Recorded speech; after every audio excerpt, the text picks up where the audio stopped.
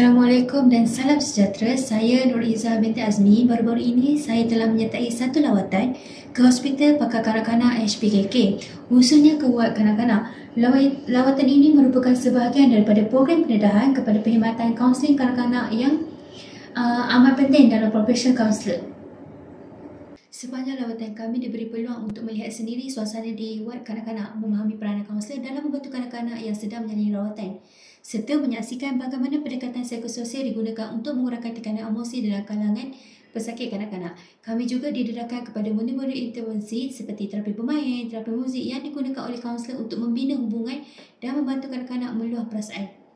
Lawatan ini membuka mata saya tentang betapa pentingnya kaunseling kanak-kanak, khususnya dalam persekitaran hospital. Saya belajar bahawa pendekatan yang lembut, empati dan komunikasi bukan lisan sangat membantu dalam menyokong emosi kanak-kanak yang sedang sakit. Saya juga sedar bahawa kaunselor bukan sahaja memberi bimbingan, malah menjadi sumber kekuatan dan juga harapan kepada kanak-kanak dan keluarga.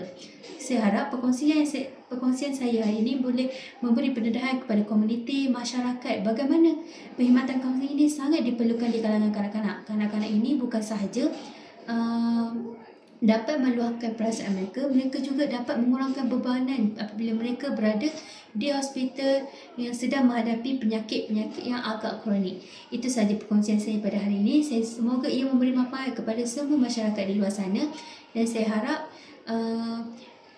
ramai lagi ibu bapa ataupun masyarakat di luar sana mengambil cakna tentang perkhidmatan kaunseling kanak-kanak ini di dalam sektor kaunselor sendiri.